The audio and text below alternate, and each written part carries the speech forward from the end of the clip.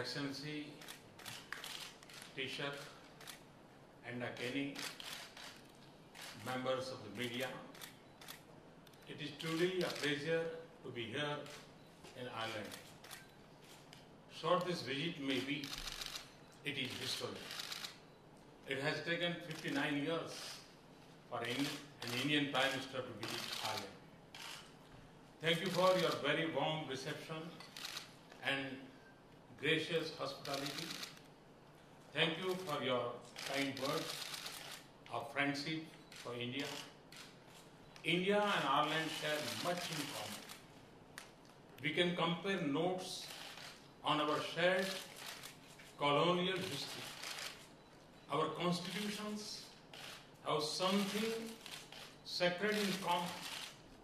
The directive principles of state policy in the Indian Constitution are inspired by the Irish Constitution. Irish experts gave us institutions like the Geological Survey of India and the first Linguistic Survey of India. Today, sports manufacturers in India keep going Ireland's passion for rugby. From the friendship between Rabindranath Tagore and W.B. Yeats to the spiritual contribution of Sister Nivedita in India, the Irish and Indian people have formed strong bonds of affinity. Today, 26,000 Indians constitute a vibrant part of the Irish community. And the victims of the bombing of the Air India Kanishka aircraft find a resting place here. In the 30th anniversary year of that tragedy, we thank you once again for the memorial that honors them. In the pain of their unfading memory, we are also reminded of all that binds us today, our values and our aspirations and the challenges that we all face today. India and Ireland must seek closer partnership and cooperation. India and Ireland are among the fastest growing economies of Asia and Europe. We are pleased that our bilateral trade and investment ties are growing despite global and regional uncertainties. Our economic partnership can have a strong technology focus, information technology, biotechnology, and pharmaceuticals, agriculture, and clean energy. Greater sensitivity of the European Union to India's commercial interests and challenges will help us resume discussions on India-UE broad-based trade and investment agreement. India and Ireland are ideally placed to form productive partnership to take advantage of the opportunities in the digital age. I hope that our joint working group of information technology will meet soon to chart out the roadmap for collaboration. I also hope that Ireland's visa policy will be sensitive to the requirements of India's information technology firms.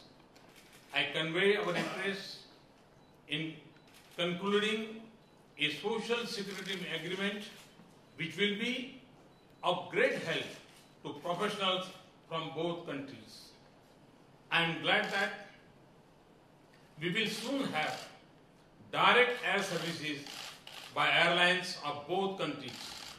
This will not only promote our business links, but also give a strong boost to our tourism ties that are already growing at 14% per year. Science and technology and education are two other areas where we have a good history of cooperation and where we can do much more. India's Science Center in Karnataka is one example of that cooperation. I was pleased to exchange views on a broad range of international challenges, including terrorism, radicalization, and the situation in Europe and Asia. Our discussion underlined the importance of closer cooperation between countries like India and Ireland, which share democratic values and are consistent advocates of international peace and stability. In this context, we discuss the role of the United Nations and its Security Council in meeting these challenges in the 21st century. India and Ireland have been partners in peacekeeping operations. I thank Ireland for its leadership in sustainable development goals. I sought Ireland's support for the reforms of the UN Security Council within the fixed time frame, in particular for successful conclusion of intergovernmental negotiations in the 70th year of the United Nations. I also sought his support for India's permanent membership of the Reformed Security Council. India and Ireland are peace-loving countries. We have both been at the forefront on non-proliferation. We respect Ireland's strong and principled position on this issue. India has also been a leading voice on universal nuclear disarmament since independence. We remain strongly committed to that goal. Our credentials and record non-proliferation are second to none. Ireland's support was crucial for India's specific exemption from the Nuclear Suppliers Group in 2008. With rapid growth in India's enormous energy demand, it has opened a big option to pursue a sustainable development path. I have now sought Ireland's support for India's membership of the NSG and other international export control regions. India's membership will deepen our bilateral cooperation and strengthen international non-proliferation efforts. Mr. Prime Minister, I live convinced that India and Ireland must invest more to realize the vast potential of this relationship. India was the first country with which you established diplomatic relations in Asia. We can now be your anchor in Asia. Similarly, for India, I see Ireland as a vital gateway to Europe and a bridge across the Atlantic. Thank you once again for your hospitality, and it has been a couple of decades since you last visited India. I look forward to seeing you in India. Thank you.